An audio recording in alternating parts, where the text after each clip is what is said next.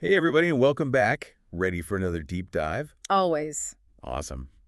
Well, today we're heading into some pretty mysterious, I guess you could say, territory. Okay. Yeah, we're looking at the judgment of the Watchers, Mm. as it's described in the Book of Enoch. Interesting. And you hear about angels. You might be thinking like heavenly choirs and harps and all that peaceful stuff, but Right. this story, it's a little different. Okay. It's about rebellion and punishment, big consequences, and it might even connect to the story of Noah's Ark.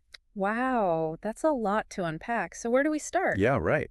Well, maybe the most fascinating thing about this whole story is how it shows a side of angels we don't usually see. I agree. These aren't your typical benevolent winged messengers. Exactly. The Watchers, they actually decided to go against, divine law. They did. They left heaven and basically got up to some things they weren't supposed to. And what exactly were these forbidden acts? Well, to put it simply, they started mixing with humans a little too closely. Oh, I see. Yeah. And we're not talking about just saying hello on the street or something. Yeah.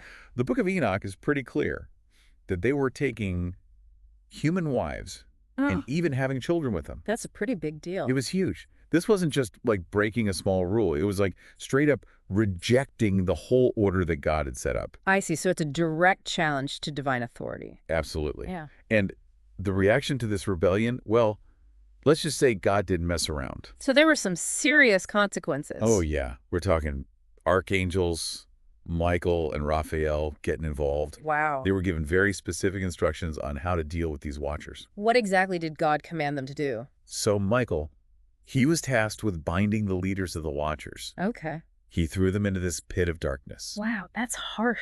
Yeah, no kidding. And Raphael, his job was to bury Azazel. Who's Azazel? Oh, he was one of the main players in this whole rebellion. Yeah.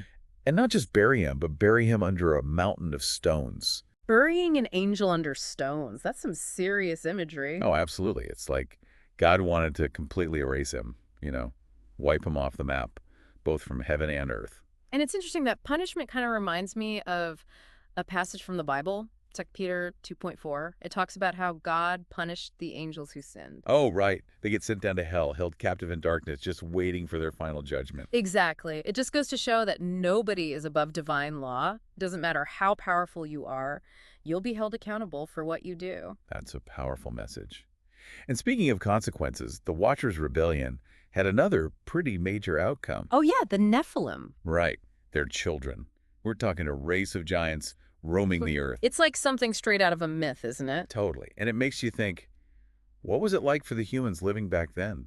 Imagine having these giant beings walking around, born from this, forbidden union. Must have been terrifying. Oh, I bet. Were they seen as threats or abominations? The Book of Enoch definitely makes them out to be a source of chaos and disruption. And they're ultimately a big part of why God decides to cleanse the earth with a flood. You mean the flood with Noah's Ark? Exactly. It's like this chain of events. The Watchers rebel, the Nephilim appear, and then bam, the flood comes and changes everything. It's crazy how all these stories intertwine. Makes you wonder if there are other hidden tales buried within the familiar narratives of the Bible. Right. I mean, the Book of Enoch might not be in every version of the Bible, but it definitely gives us a peek into these deeper layers. Challenges us to think about different perspectives and interpretations. I think that's what's so cool about these ancient texts. There's always something new to discover. And the story of the judgment of the Watchers is a great example of that. Totally. It teaches us about the consequences of rebellion, the intricacies of divine justice, and the power stories have to shake up our understanding of the world, even worlds as familiar as the Bible. Well said. So as you go on reading and studying, keep your mind open. Look for those hidden connections, those unexpected links.